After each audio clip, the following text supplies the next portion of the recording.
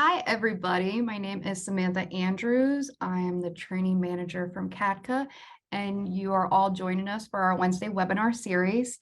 Today's webinar is Preventing Substance Abuse Misuse Among LGBTQ youth through peer support and community support with our presenters, Mike Lopez and Kevin McCloskey from Los Angeles LGBTQ or no Q LGBT Center.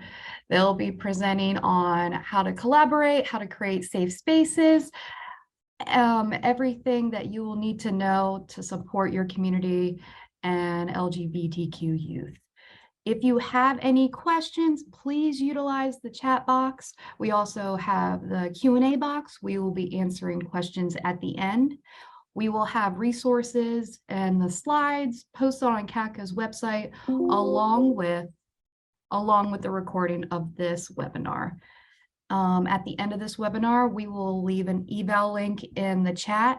If you complete that eval, you'll also get a participation letter. So without further ado, I will hand this over to Mike and Kevin. Good morning, everybody. It is so great to be with you. I wish we could see your faces, but we're happy that you're in the room. Thank you for showing up. My name is Kevin McCluskey. My pronouns are he and him, and I'm the director of community-based programs in youth services at the Los Angeles LGBT Center. Good morning, folks. Happy Pride Month. My name is Mike Lopez, he, him pronouns. I work alongside Kevin at the Los Angeles LGBT Center, and we work through the CAN Coalition, or the Community Action Network, which is a group of 12 sectors in Los Angeles who work together to create safe and affirming spaces for LGBTQ+ youth. And we work through initiatives to educate and reduce substance misuse amongst the LGBTQ youth population in Los Angeles. So the CAN Coalition is part of the Los Angeles LGBT Center, as Samantha said, and the Los Angeles LGBT Center is over 50 years old. It is the largest organization serving LGBTQ folks in the world. We're very proud to work there. And we are both members, like I said, of the Youth Services Department. The mission of the LGBT Center in Los Angeles is to build a world where LGBT people thrive as healthy, equal, and complete members of society. We have been instrumental in combating homophobia and discrimination. We were instrumental during the AIDS crisis and continue to do research and development around healthcare for queer folks. And now in our Youth Services Department, we're one of the leading organizations working on reducing and addressing LGBTQ youth homelessness. We have a huge senior services community that works with particularly low-income seniors and reducing isolation and poverty there. So we're just really proud of the center's work and really excited to talk to you today about supporting LGBTQ youth in your communities. All right, folks, so today's objectives, we are going to talk about strategies for you adults to utilize and approach youth on complex and personal issues. We're going to talk about how youth can support each other and their own communities. And then we're going to talk about and provide national resources and methods for ongoing support. We are really aiming to be interactive with you all. We have various ways, and we're going to do this presentation. Kevin and I are going to be able to chat. We're going to have a few video segments, and we want to utilize the chat box so that we can hear from you, learn from you, and address your questions as we move forward. So our agenda today, we're going to talk about the components of a person and a term called SOGI. We will talk through presenting challenges for LGBTQ+ youth, discuss LGBTQ+ youth figures in systems. We'll talk through positive trends and support systems, creating safe spaces, community action, provide some resources, and we will conclude with the Q&A. So we're going to start by getting to know you a little bit. So we're hoping that everybody can answer a series of questions that we're going to ask in the chat. We want to find out who's in the room, what your knowledge is, and a little bit about the youth in your community. So if you can just type your answers to these 6 questions in the chat, that would help us kind of good to know. I'm going to open up my chat here so I can see y'all's answers. All right, so the first one is type in the chat what type of community you live in. Are you a rural community, suburban, urban, etc.? We'd love to see that.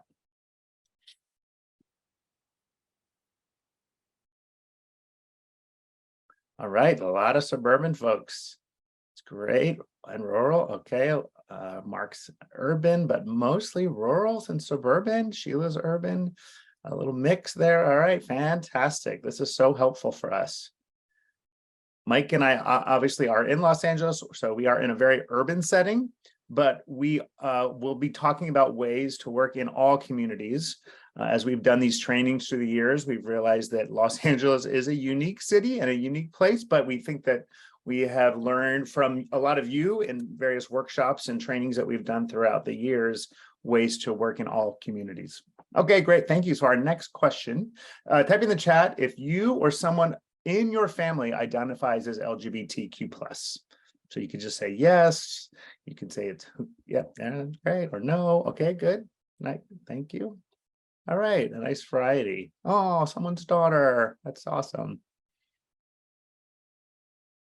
I keep hoping one of my kids will come out, but so far none of them have. I'm just kidding. Okay, number 3, type in the chat if you work with youth. So yes or no, do you work with youth? We'd love to see. We assume that most of you are youth workers, but that is great to see. I love the exclamation point after some of the yeses. Not directly to Tina, thank you for being here, even though you don't work directly with youth. It's great. Yes, Stephanie, you support youth work. Hi, Stephanie. Okay, number 4. Type in the chat if any of the youth you work with identify as LGBTQ+. All right, that is great, great, great. And for those of you who are saying yes, that's fantastic. We're happy about that, and hopefully today's webinar will support your work. And for those of you who said no, it's very possible you do work with LGBTQ youth because, you know, we all come out at different times and places in our lives. And so even though you may not have any that have identified, you may have a future gay in your group. All right, number 5. Type in the chat if you understand or want to understand why LGBTQ youth misuse substances.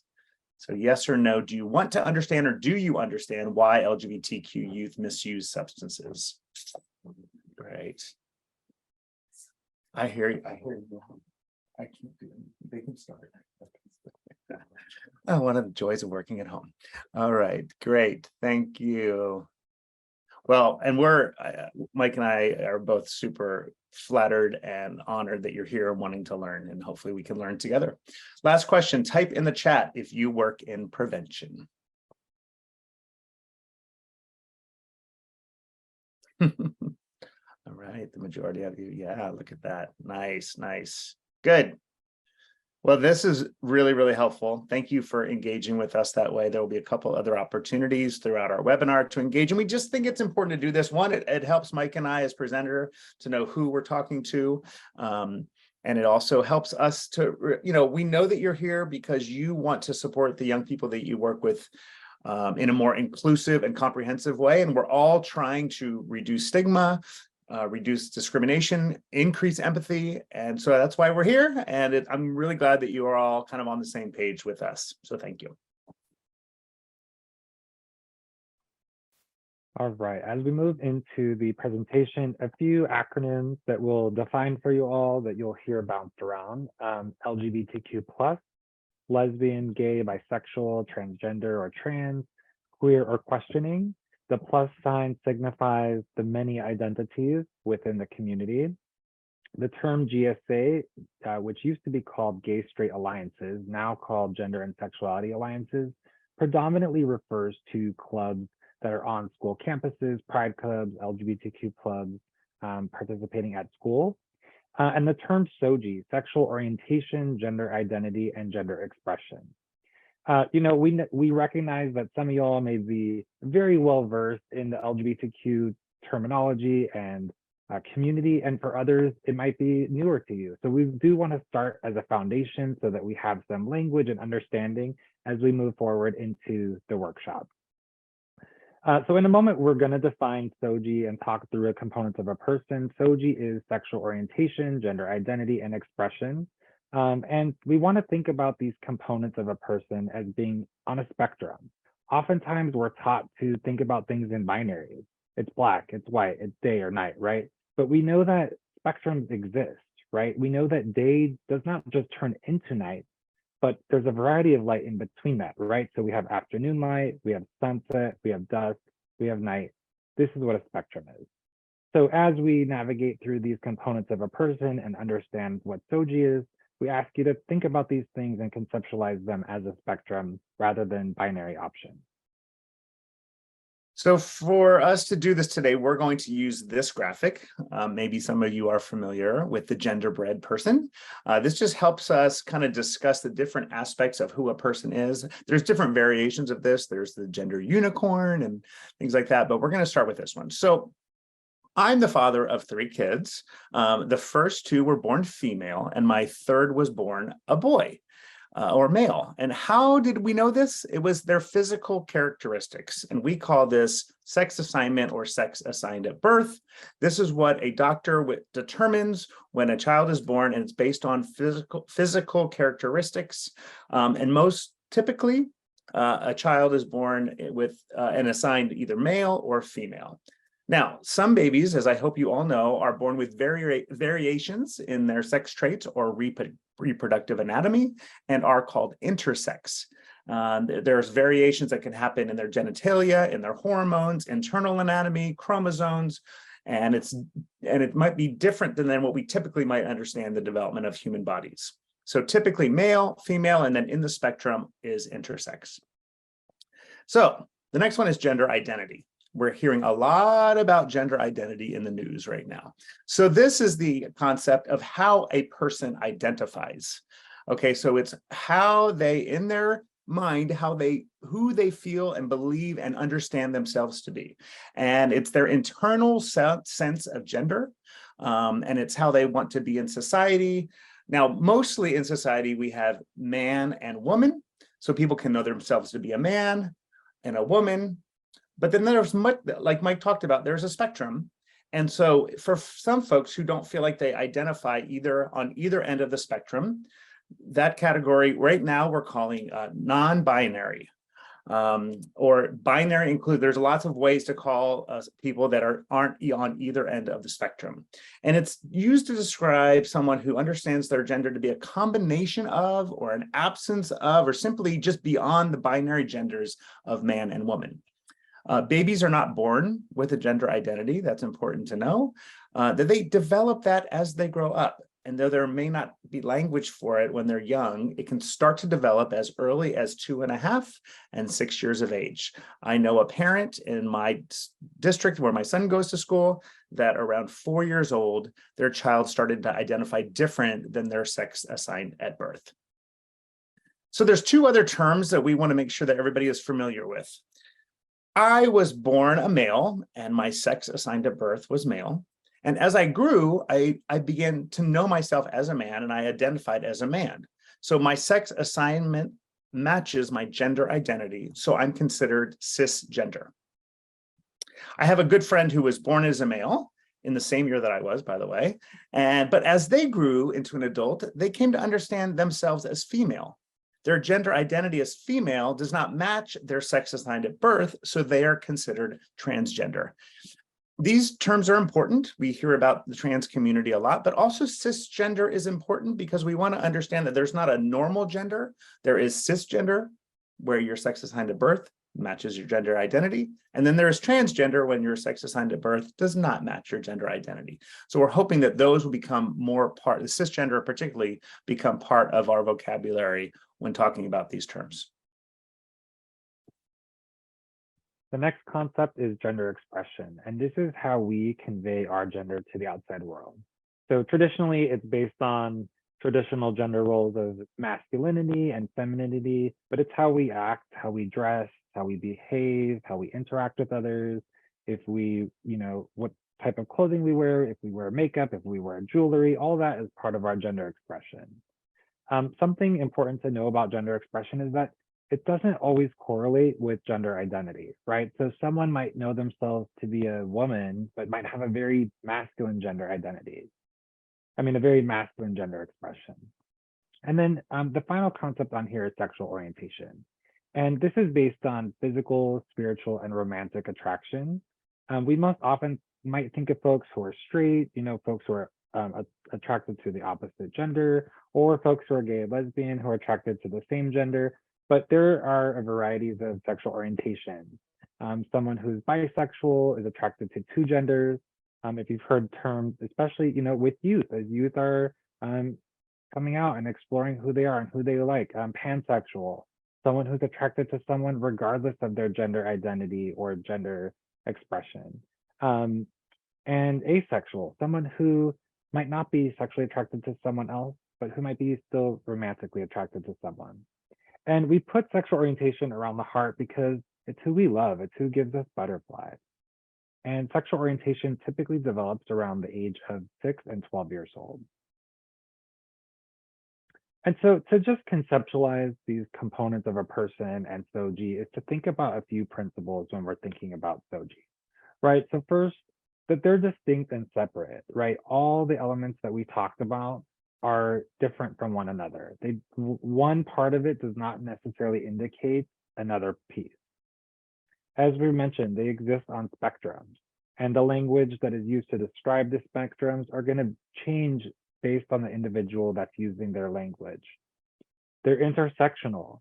So our SOGI is just a single part of what makes us us, but there are multiple other identities in which lie within us and how and who we know ourselves to be, all to create our own life experiences.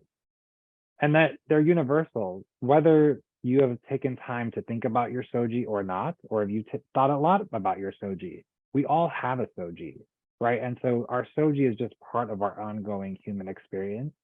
And finally, they're self-defined, right? So how one understands and articulates their SOGI is going to be different than someone else, right? So you might have someone that says they're gay, but the way that they say they're gay and use the language might be completely different than the way that someone else does. So just checking in for understanding, and if someone comes out to you, ask them what that means to them, right? Especially with youth. If a youth says, I'm transgender, ask that young person, what does that mean to you, right? So it's just us advocating and learning to understand what that term means to that individual. So we're going to dive into just one of these principles right now, talking about intersectionality. So this term was first coined by a professor, Kimberly Crenshaw, in 1989. And it's defined as that everybody has their own unique experiences of privilege, discrimination, and oppression, and we must consider everything and anything that can marginalize people. So my first experience of beginning to understand intersectionality was in college. I grew up in a kind of a working class, blue collar military town, extremely diverse, all kind of the same socioeconomic class, and a variety of ethnicities and people from all over the world lived in my little town. And then a group of us went to a good school in San Diego. And I thought, oh, great, we're all going to have the same experience. But my friend Tiffany remembered telling me that at the end of the first quarter that she was thinking about dropping out. Well, Tiffany was probably the smartest one of our group. She was so bright, so determined. And I thought, how can you not be thriving at college where I was struggling academically? And she's like, academically, I'm doing great. She said, but as a Black woman in a predominantly white school, I'm really struggling. And it was the first time that I thought, because I had grown up in a very diverse community, I hadn't ever thought about her experience as a Black woman in a setting that was so different than what we grew up in. And it was really hard for her and difficult for her to manage, and something I hadn't considered. So people find themselves being discriminated because of multiple parts of their identity. So you may feel very accepted and welcomed in one space in life, but then you move into another space and not feel affirmed at all. So if you have let's say a gay Latino student who at home, their language is spoken, their culture is affirmed, everything feels familiar and comfortable, and then but they go to school, and being a gay person, they don't feel welcome, they get bullied, they feel othered, and they feel alone.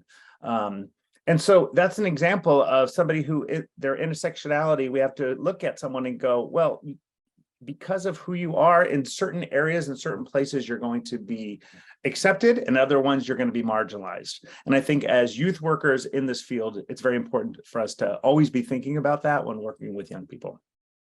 So we're going to talk about a scenario right now. Oh, let me just back up. Sorry, Mike. Let me just back. I want to make sure I list all. These are all the different kinds of, they're not all of them, but intersectionality, these are all the different aspects of folks that we should be thinking of, whether it's a disability, age, body size, politics, socioeconomics, all of those things. There's many things that make up someone's identity.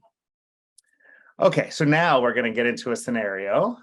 This is a real life scenario, and we're going to have you think about this and put your responses in the chat. So if you can look at this, Alex is one of our youth and asked to talk to you during lunch. Alex tells you that they have been having conflicting thoughts about their identity. They were assigned male at birth, but don't know themselves to be either a boy or a girl. How do you respond to this young person? Who do you talk to about this? So we'd love to see your thoughts and in the chat about this.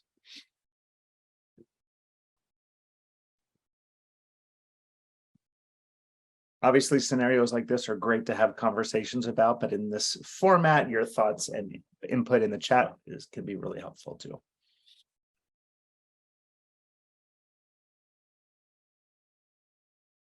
Validation and empathizing conflicting thoughts. Great. Empathy is huge. We may not understand it, but we can empathize. Maybe there is a way that you can relate to them and just validate that these feelings are real and that you acknowledge them and that you hear them. Yes, you want to affirm them. You want to express your care, that Cassandra said. Absolutely. Kind of like Mike was talking about earlier, one of the principles is it's self-defined, that this is how they are experiencing life at this point, and they're bringing that to you, and you want to validate that that is all very real. I love the idea from Elaine that there's no timeline, there's no deadline, that as young people grow up, that is what our youth is for and about, is to figure out who we are and how we identify, and for them to take their time. I love Lisa's comment about providing an open and welcoming space to talk. That's one of the things that we try to always instruct teachers and counselors to do, about how to create safe spaces in their rooms and in their classrooms. Assess safety. Thank you, Stephanie. So we talk about this a lot, that, and one of the big things that's happening in our political climate right now is, on one side you have activists saying we have to protect LGBTQ youth in school, and then on the other side you have people saying parental rights. However, not every home is safe. Not all parents will take knowledge about a child's exploration of their gender identity and their SOGI and their sexual orientation. They won't take it well, and that can be a dangerous place. So I really appreciate safe thinking about safety, making sure that Alex has thought about who they will talk to, and if they want to talk to you and you're the only one right now, great, and you will hold that to yourself. You won't tell anyone else, because we never out anyone else. But that thinking about it may not be okay for them to say it at home. So I realize this is a hot topic politically right now, but it is something that we see all the time in our work. We often will have young people come to our events and our activities being their true authentic self, and they may have to change clothes or take off a rainbow pin that they got at our event before they go home, because it's not a safe place. Thank you for that. Yeah, so David asked the question, and I knew this would come up because it's, what if state laws mandate you share this information with parents? So I don't have the answer for that, because it is this is a new thing that we are all trying to navigate and figure out, kind of. And so I'm not going to speak on behalf of the center. I think that, if I was in a state that I was mandated to tell parents if a child came out to me or spoke to me about anything, I would probably always let my students know in my classroom, I'm here, I will talk to you, I'm available, just know I am mandated by our governor and by our legislator that I have to tell your parents. So if you're telling me anything, just know that that is going to be part of the process. I think I would probably always be reminding my students of that. It's very much like when we're working with youth and we let them know, if you ever tell me that you are considering hurting yourself or hurting someone else, I'm mandated to tell. So we can talk about anything, but these things will mandate me to report this. So just being really clear about that. Yeah, Stephanie, there are right now some laws in a few places that have made it that teachers have to tell parents, and many other bills on the books of states trying to mandate that. We do not agree and are trying to fight that as the center. Okay, back to you, Mike. Great conversation, everybody. Thank you. That is great. And I just really appreciate the validating the young person and acknowledging them for who they are. And also, if they're telling you, that might be the first time that they're sharing that with anyone too, right? And so that might have taken them a lot to just get that out.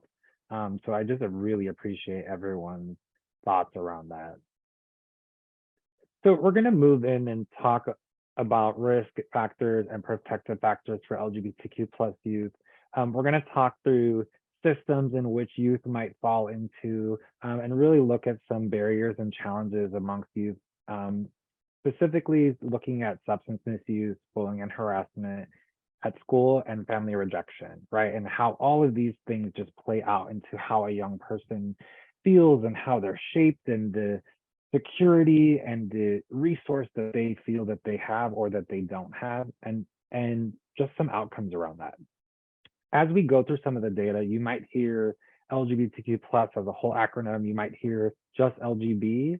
And the reason for that is oftentimes, even still today, there's far more data been done and conducted around sexual orientation, lesbian, gay, bisexual, and straight folks, than that of gender identity, transgendered, non-binary, or cisgender. Though data that we share is still important and validates just where the community is at and the needs of our young LGBTQ plus folks. So the first thing that we're going to look at is youth in systems of care and where LGBTQ plus youth fall into this. So nationally, about 40% of homeless youth identify as LGBTQ plus youth. And 78% of youth that were removed from their home or ran away from home do not find permanency ultimately. So youth may become homeless due to family rejection, family conflict, the lack of resources at home, and or leaving or aging out of the foster care system. In the juvenile justice system, about 20% of the population identifies as LGBTQ plus youth, right? So because of various situations that LGBTQ plus youth are faced with, they're at higher risk of exploitation and survival crimes. Survival crimes could be survival sex, substance abuse, theft, or other quality of life crimes that put them into the system. And again, they're trying to survive. They're trying to figure out how to cope with where they're at and the resource or the lack of resource that they may have. And then within the child welfare system, a survey was conducted, and about 23% of foster care youth over the age of 12 identify as LGBTQ plus.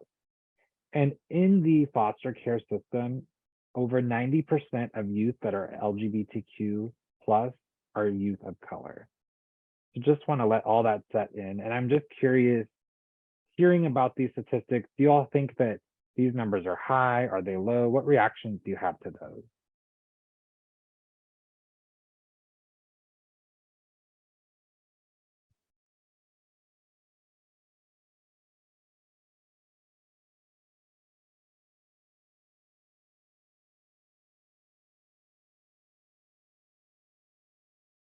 BIPOC community, right? This comes from the Williams Institute, which is, and GLSEN is where these studies come from. In the BIPOC community, I think it would be low.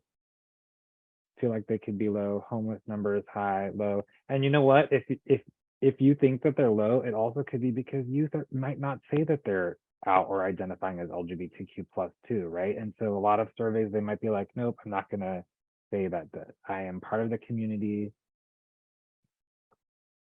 So we have a video. We did a video series with 12 diverse individuals who talk about their perceptions and reactions and just their relationships to alcohol and substances. So the first clip we have is from an individual named Ash, and Ash talks about what it's like to examine themselves from a system and from the outside and how that has impacted them. Alcohol has kind of always been like the unwanted friend who kind of hangs around. I have a history of substance abuse on one side of my family, and it's been a problem, and the effects that it has on the way that people communicate and form relationships has always been something that's been present in my life and something that I've always had to sort of work around. Am I allowed to enjoy alcohol? Am I allowed to have a drink? How much is too much? How far is too far? It's life-changing to kind of examine yourself as a system and a structure from the outside. I know what decisions I'm going to make that will have a positive impact on me. Sometimes you don't always make those decisions, but you try to follow a path once you know yourself. I am very proud to say that I have broken the cycle of coming from a family that does struggle with substance abuse issues, and I'm proud to say that I do not. My path has not always been smooth, but it has been educational and it has been incredibly rewarding. So please seek help, and please reach out, because there are people that care about you and want to support you. There are other spaces where you can go, where you can create community. You don't have to drink and party and, do all of that stuff to find acceptance if that's not what you want. It is possible, even in the 21st century, with all of the different influences and all the different things in society, to stay above it and to forge your own path and say, this is who I am. This is what I need to be happy and healthy. This is what I want to see for my future, and this is how I move in that direction.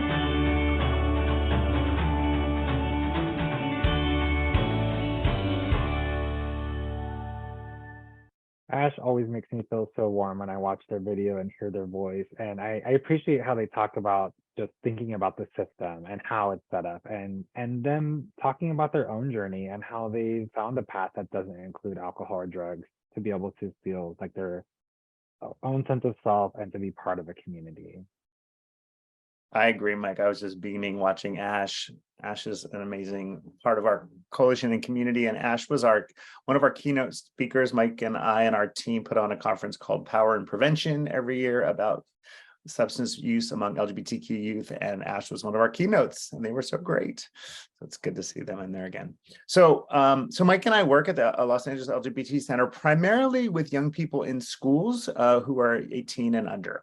However, there's another part of youth services, is actually a much larger part than the community-based programs, and that's called the Youth Center, the Youth Academy, and our residential programs. And these programs are the ones that work primarily with TAY youth that are 18 to 24, who are experiencing housing instability, disconnection from family, poverty, all of those things.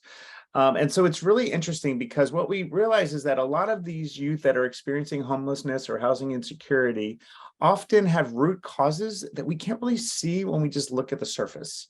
For example, many of the youth who come into the youth center, they come to us with compromised life skills. Maybe they're not familiar how to do laundry. They don't know how to read a non-digital clock. All kinds of things that you just naturally learn when you grow up in a kind of an affirming and welcoming and supportive environment. A lot of the young people who come to the youth center don't have a lot of those skills. In fact, when we look at our statistics, we serve about 90 young people every single month at the youth center, and about 1,000 young people come through our doors every single year. 35% of them have not completed high school. Very few have a college degree, and very few have any work experience. And the number one reason that they come is because of family conflict. So a lot of it is family conflict because of their identity. Some of it is just good old fashioned family conflict or being kicked out. A lot of them, it is systematic and lifelong poverty that they have lived in. So a lot of young people are coming to us without having any connection to their family. And so we are so all of those things are some of the contributing factors, and the absence of those kind of role models in their life, interrupted school experiences. And then also add on top of that, harassment, a sense of not belonging, and all of the other intersectional identities that may have marginalized them are things that are going on underneath that are kind of resulting in what we're seeing today. So here are some of the other examples on here. I think I've mentioned most of them.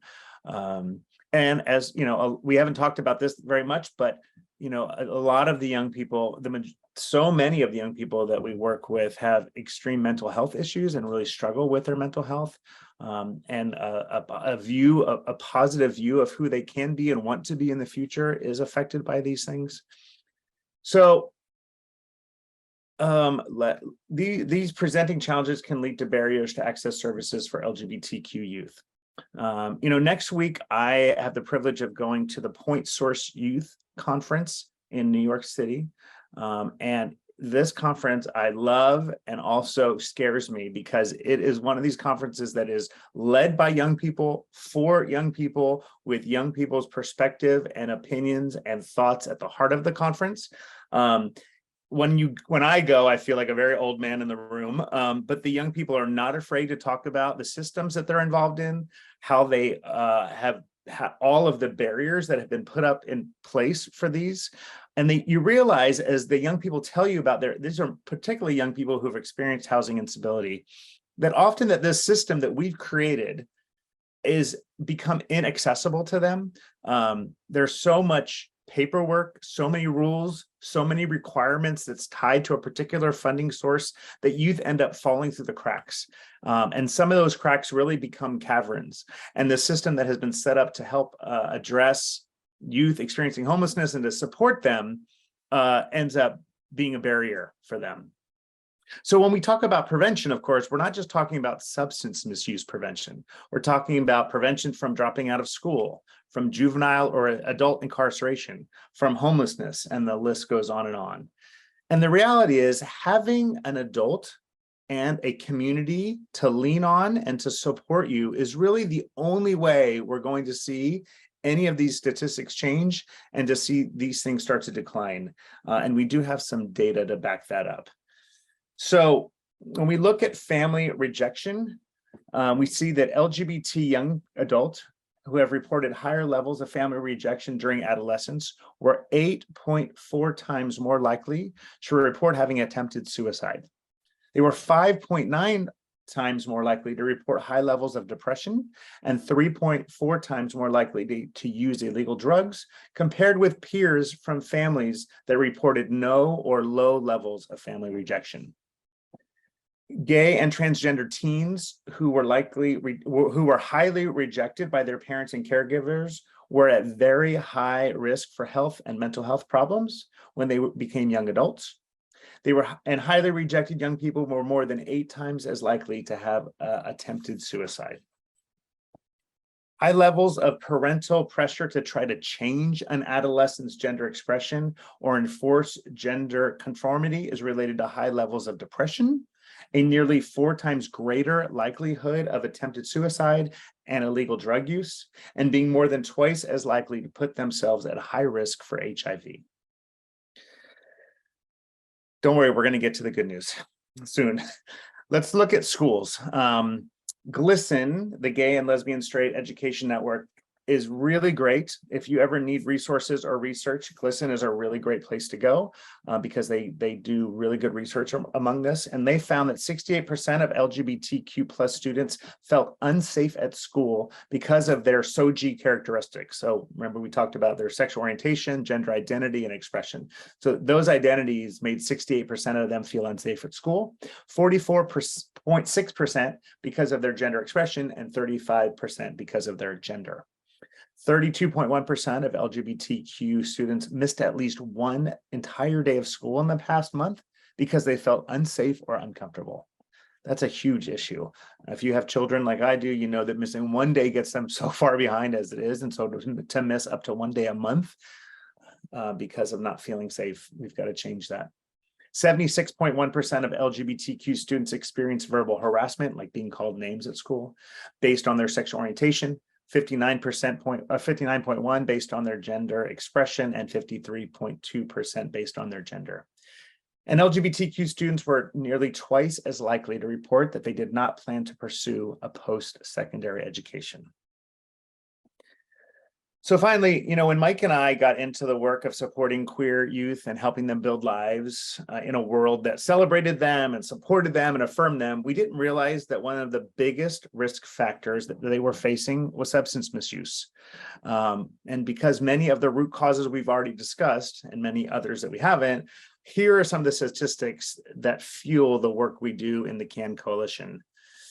LGBTQ plus youth 18 and under were twice as likely when surveyed to say that they had misused substances than their non-LGBTQ youth, twice as likely to misuse substances. LGBTQ plus youth are 2.5 times more likely to miss school to use alcohol or drugs. And nationwide, 14.9% of heterosexual high school students had their first drink of alcohol before the age of 18. For LGB youth, sometimes we only say LGB because in the surveys, they don't ask about trans identity. LGB youth, 22% had alcohol before the age of 13. So those statistics are frightening and alarming, and why we do the work that we do. And we're thankful that you're here in the room learning about this, because we really want to see those numbers go down. Ooh, it's weighted. And even though, Karen and I put this presentation together, hearing it and continuing to hear it, I feel it. I feel the weight on my shoulders. I feel just, how a young person must be navigating the time, and just, if they don't have support, it's really tough. But all is not lost, folks, and that is good news, because there's lots of things that we as individuals, as service providers, as teachers, as whomever, as adults, that we can do to really step in, and there are positive trends. So we did a survey to 650 youth in Los Angeles around a variety of topics, including prevention and mental health and family connectedness. And we're really excited to share that there were positive trends that came out of that. So the first was LGBTQ plus students who reported that they had a supportive adult or teacher in school, or 39% lower odds of past 30-day alcohol use. LGBTQ plus youth who strongly or very strongly agree that their family provides them with emotional support are 48% less likely to use marijuana over the past 30 days and 47% less likely to have used it in their lifetime. LGBTQ plus youth who strongly or very strongly agree that they can talk about their problems with their family are 49% less likely to use marijuana in the past 30 days. And LGBTQ plus youth who strongly or very strongly agree that their family really tries to help them are 63% less likely to have misused prescription drugs in the past 30 days and 37% less likely to have used illicit drugs in the past 30 days. And I think this one in particular right now carries a lot of weight with the opioid epidemic and fentanyl, and just bridging that connectivity amongst adults and families and service providers so that our young people know that they have spaces that they're affirmed and that they can talk to. Oh. So thinking about support, we want to ask you, thinking about some of these ways in which adult and family figures can step up and support young people, we want to ask you to think of a couple questions. One is, can you identify someone in your family who supported you when you were a youth, and how did that person's support impact you? Do you care to share that in the chat box?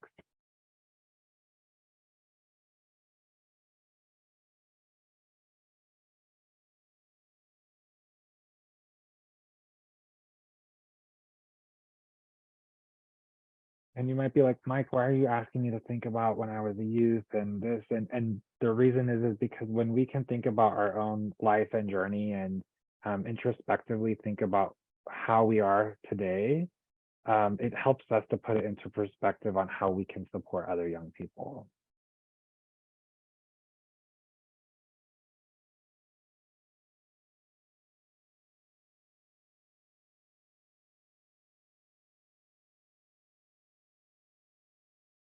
Thank you, Samantha. Being supportive, positive, kind. 2 cousins, Kevin said, that supported him, listening and good advice. Had a very supportive auntie. She helped me be self-assured. I didn't have anyone in my family, but I had 2 amazing teachers.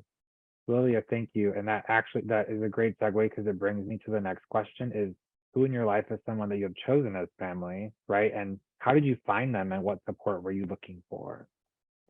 Right? Oftentimes, as we've gone through some of these statistics, family's not always the place that is supportive, but we can find others. I was a teen mom, and one of my elementary teachers reached out to offer an ear to listen, and I'm in contact with them 40 years later. Oh my gosh, that's so beautiful.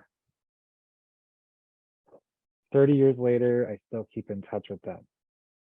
See, like, forging lifelong bonds and relationships with folks that have supported us, like 30, 40 years later, just how much that has infiltrated us in such a positive manner to be able to just hopefully thrive as our own individuals.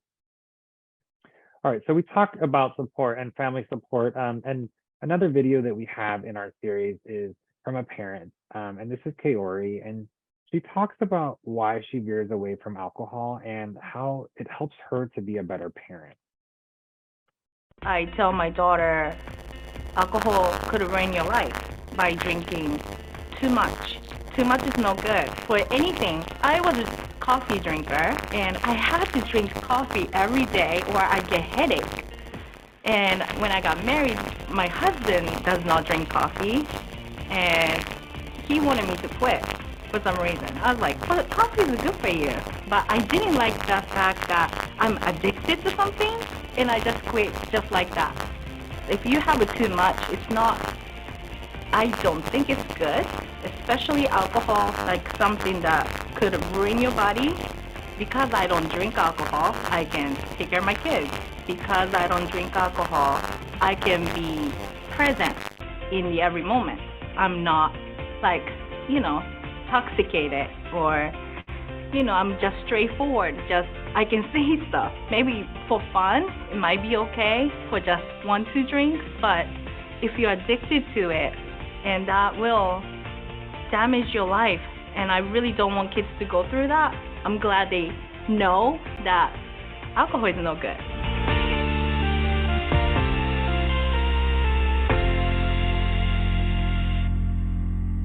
Yeah, so, just we're talking about the parental support, and hopefully, Kaori's children know that they can talk with her and open up to her because she's open and willing to have those conversations. And I just want to ask a rhetorical question. You don't have to answer this, and also seeing some of the responses in the chat before is just, think about your relationship with a parental figure in your life. Were they present when you were growing up? And think about how that parental figure supported, or the lack of support, has impacted you today. And I'll just give you a second to think about that. Again, you don't have to share that, but when we're talking about family rejection and these types of things, it's important just to bridge this connectivity together. So speaking of connectivity, so we talked a little bit about how individuals can support a young person, how a teacher can impact the person, how parents, how families, but also being connected to community has also proven a reduction in substance misuse and overall a person feeling affirmed in life. So from our survey once more, the research from the survey showed that when youth are connected to others, that they're less likely to misuse drugs and alcohol. That youth in gender and sexuality alliance clubs that met during COVID were less likely to have a 30-day substance use, right? So especially during COVID, they were more connected. They were part of something else outside of themselves. Youth who participate in a GSA or similar group are less likely to use marijuana in their lifetime. And finally, youth who spent time at an LGBTQ center in the past 6 months were less likely to use marijuana over their lifetime, right? So it just shows that by building spaces and providing spaces and community for young people where they can feel affirmed in themselves, there are actual things that happen in a positive light to support who they are and where they're going. We're going to talk a little bit about how we engage youth in the work that we do. And there's so many ways to do this. We're going to highlight our social norm campaigns. But as Mike just shared the statistics, like when a young person is involved in a club, like a GSA club, they're more engaged, or they're just more engaged with their community or someone else. They're going to feel more connected, and it's going to help their mental health and lead to prevention of misuse of substances. We have a group called the Youth Leadership Team, our YLT, and these are high school students that are leaders in their schools that we bring together to help think about their school climate, what support they need on their campus, and work through action items on substance misuse. And so recently this group came together to work on 2 social norm campaigns. So what we did is we presented them with 2 different statistics and let them build a social norm campaign around that. The first one was that 62% of youth have not used marijuana in their lifetime. We are very strengths-based, right? We always are trying to find the strength in these statistics. And so to help the young people think about like, okay, so 62% of young people have never smoked pot. What can we do with that? So they came up with this idea about like, okay, let's have a group of people, the majority of people that are together, there's some other folks in the distance. And so they came up with this idea, and we then worked with our marketing team to develop that. And we came up with they came up with this design that we just love. And they're holding different flags from the LGBTQ community and sharing that. The second statistic is about adult support. And with adult support, how youth are less likely to use alcohol. So they started talking about like, well, it's almost like an umbrella protects us from the rain. So we're having an adult is a protective factor. So they came up with this idea. Again, we went to our marketing team and they came up with this design that has this statistic there and showing a young person with an adult who is supporting them and kind of protecting them. The point of these campaigns is for the youth leadership team to create something that they believed in and that they thought their peers would respond to. So we created stickers on these. They've passed them out at their school campuses, trying to get feedback from how the students responded to them. And as you know, that's harder to do than anything. But so far, the feedback we're getting is that people have really responded to these stickers, love these stickers. This last weekend at the Pride Parade, we just had our LA Pride Parade, and the streets were lined with people, and we were passing out some different flags from our community with these stickers on them, and people really responded to that. So, we try to do anything we can to hear from the youth, to involve them in the messaging, to get them thinking about how to talk about prevention. And this is one example of that. There's a couple other things that we do. We have a program called our CAN Leaders, because we really believe in peer-to-peer mentorship. So the CAN leaders are youth that are out of high school. They're 18 to 24.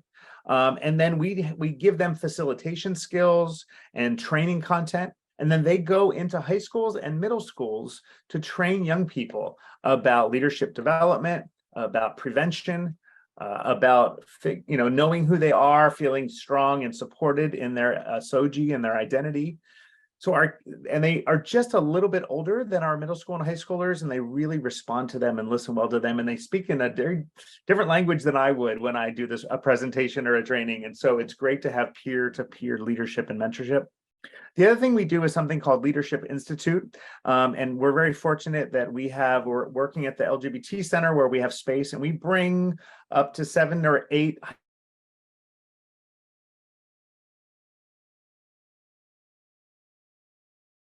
come with a teacher and advisor, and we host them for a day-long leadership day. But what's so great is to see young people connecting, one, with each other from their school, but also with people that are doing similar work, trying to make their schools safer and more inclusive and more welcoming to LGBTQ students across the city, and letting them be together and connect.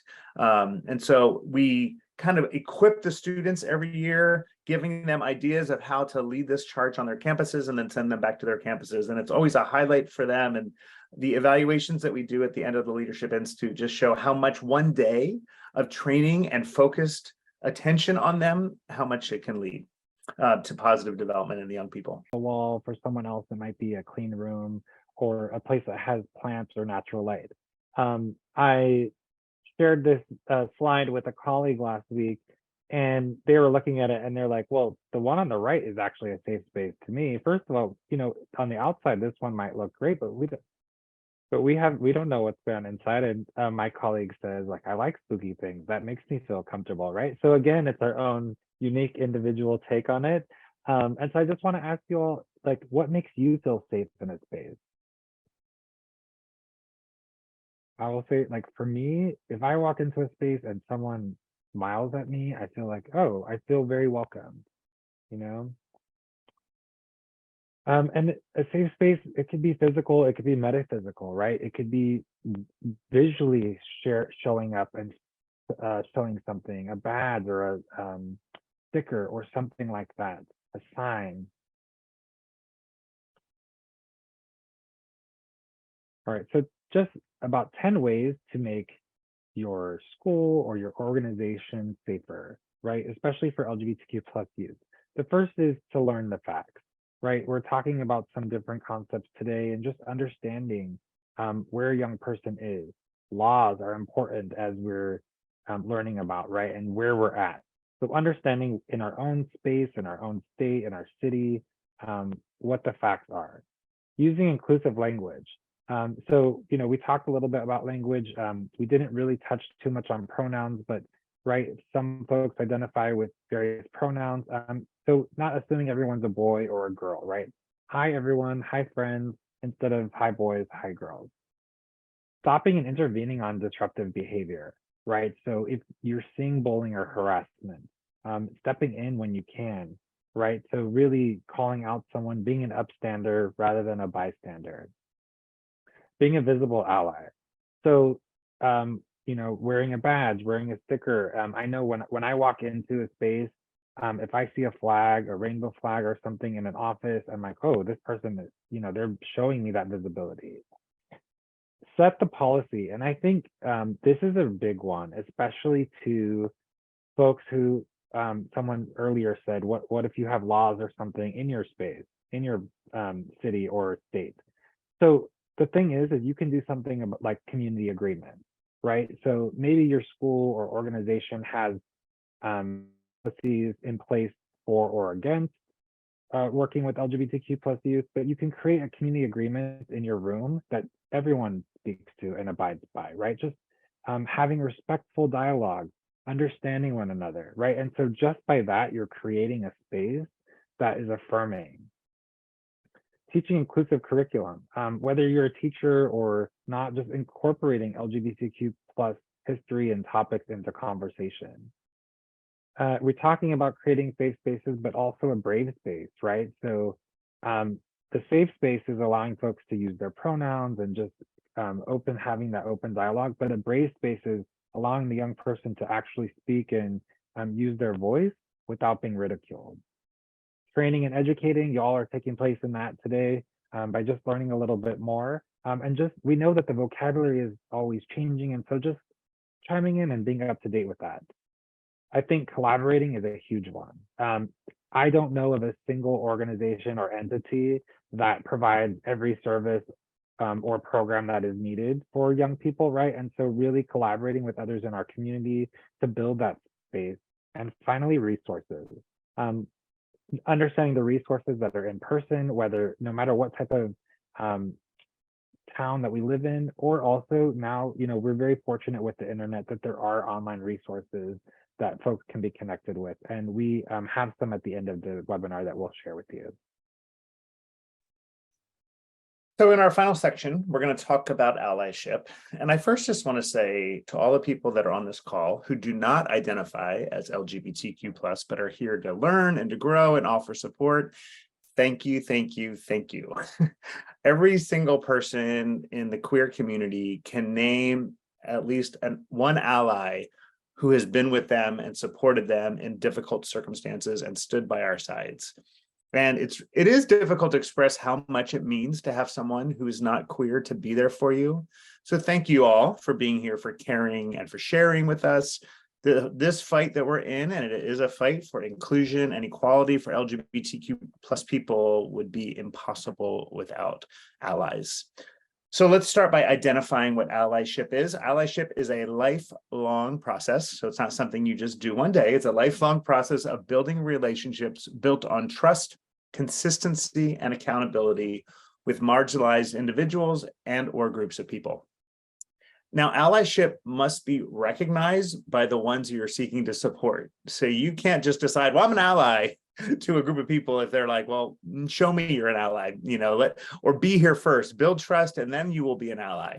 So you have to, an ally is kind of designated by the person or the group that is marginalized.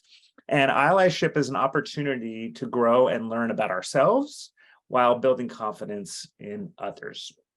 So being a supportive ally to the LGBTQ youth, this is life or death. It really can save lives. The Trevor Project did a big national survey in 2022 about LGBTQ youth mental health, and they found that youth who found that their school was LGBTQ affirming reported lower rates of attempting suicide because they felt like they were in a supportive environment and they were surrounded by allies. Also, they found that LGBTQ youth who live in a community that is accepting of LGBTQ people reported significantly lower rates of attempting suicide than those who do not. So let's talk about it. Here's an example of being an ally. This is Molly. She is straight, cisgender woman, and a teacher. She's open to learning and understanding, and that she doesn't have to be a SOGI expert to support her students. She's also an LGBTQ plus school club leader. And so here are some of the actions that she does to show her allyship. She actively listens. We talked about this in the very first scenario. She actively listens when students approach her for support. Just listening and being heard is so important for LGBTQ young people. She wears a rainbow pin to be visible as an ally. It's a very simple sign that you are supportive. She uses inclusive language when she teaches. So just like Mike was talking about, she doesn't do a lot of boys and girls or ladies and gentlemen. She uses inclusive language, probably tells folks her pronouns and asks others what their pronouns are. She intervenes when she hears harmful phrases like, that's so gay. As a teacher, she has the authority in the classroom to do that.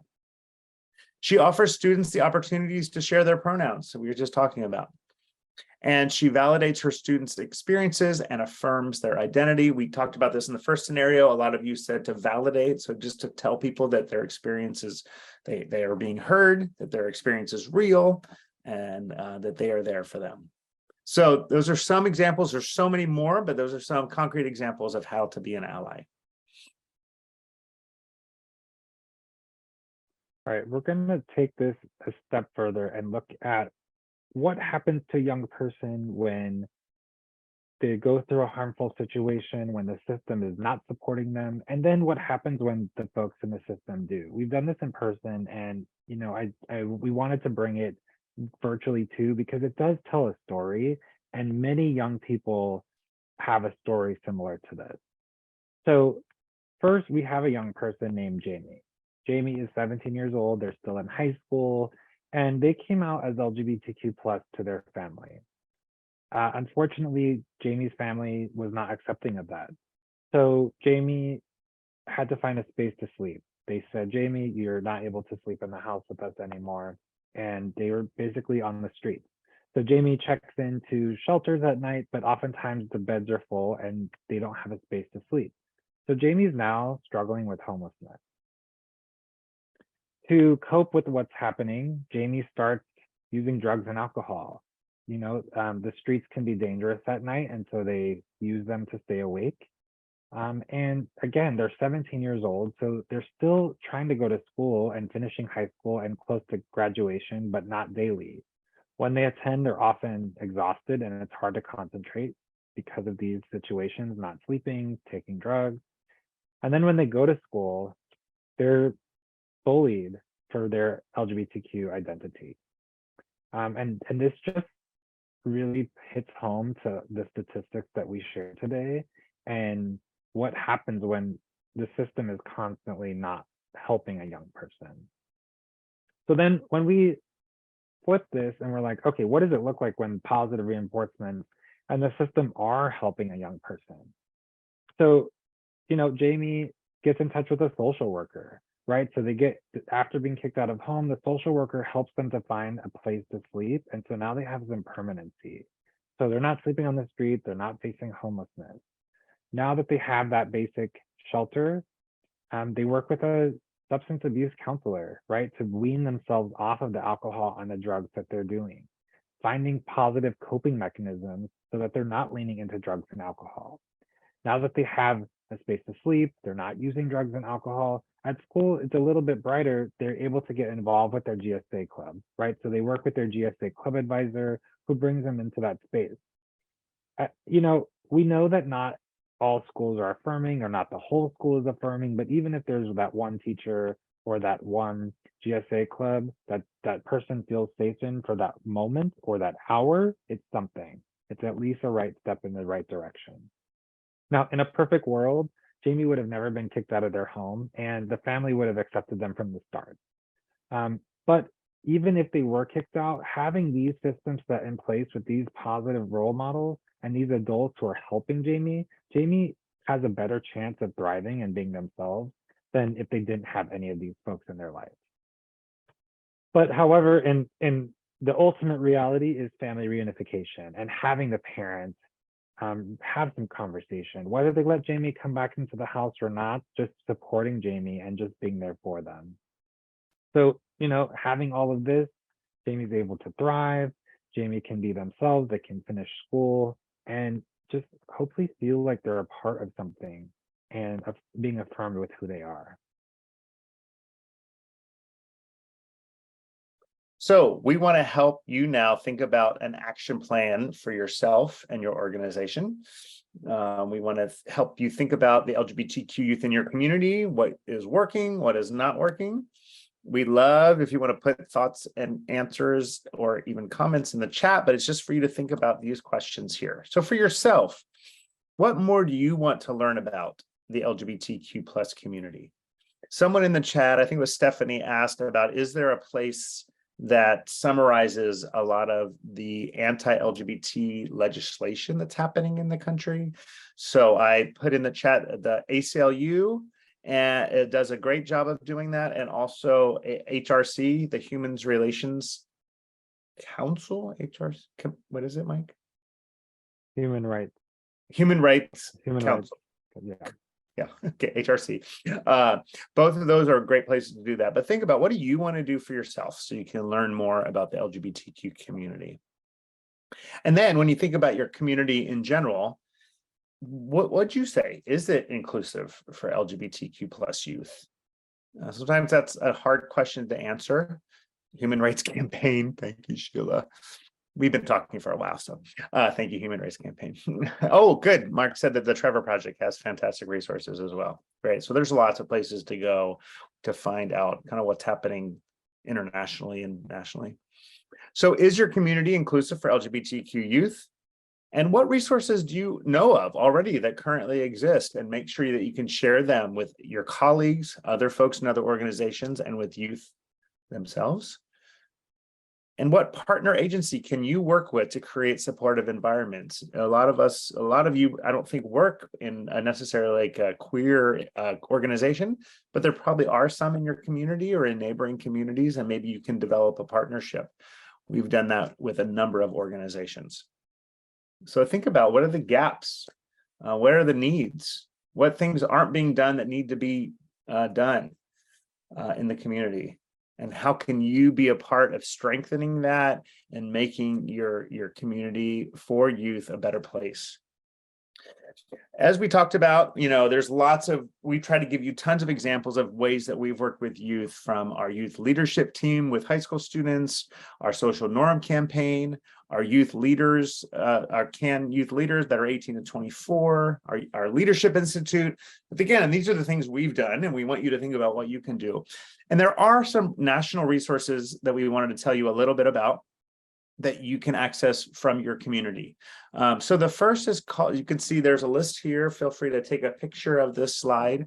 So Q Chat Space is produced by Centerlink, which is the bottom one. Centerlink is a coalition of LGBT centers across the country, and they've put together this initiative called Q Chat Space, and basically they're online chat groups that can be accessed for youth from wherever.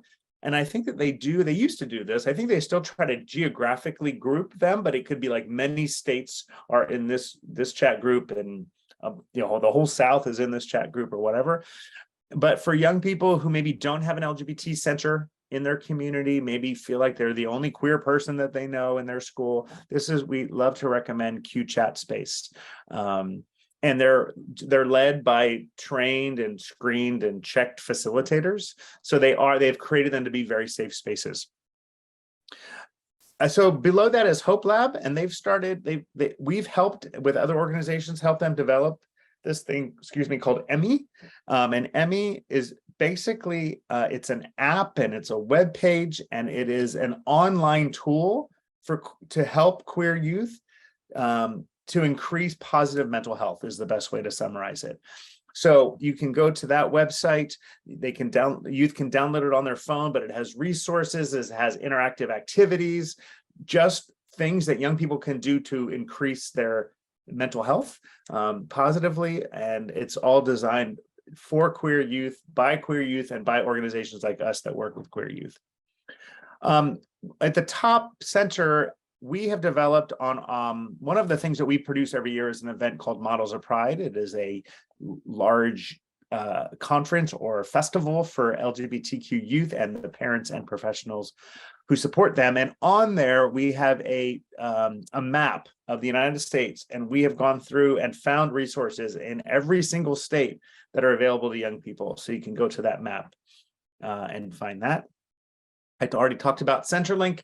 PFLAG, if you don't know it, that is Parents and Friends of Lesbians and Gays, is what it actually stands for, but it is for adults who support young people.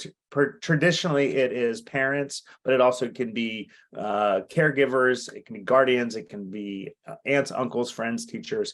And so that organization is great because it supports parents and their experience when a young person comes out as gay or trans or bi or pan.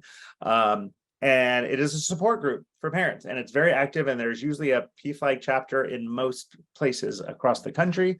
So, I just want to acknowledge that parents have their own experience and their own reaction. And we hear from parents all the time who are like, my child just came out. I love my child. I support them. I have no idea how to support them through this. And PFLAG is a good recommendation for parents. And then, as we've mentioned a couple times here and in the chat, the Trevor Project has come up. The Trevor Project is a suicide prevention organization that has a hotline. And as we've talked about, queer youth have higher rates of attempting and considering suicide. So we want everyone to know about the Trevor Project as a potential resource for folks out there. Mike, the chat has been busy. I haven't really looked. Is there anything we need to address in the chat? There's some great comments on here that folks, I just appreciate you sharing where you're from and kind of the things that are going on in your own communities. I see one that says Rhode Island has a house of code specifically to serve homeless LGBTQ plus youth in Rhode Island. We also work with harm reduction programs that have trans support groups. Cassandra writes, our nonprofit is launching positive community norms campaign. And I'll take the idea back about social norm campaigns to incorporate LGBTQ plus youth to create community allyship. Cynthia writes, I'm stuck in North Dakota. The school board just let us know that we can no longer use pronouns.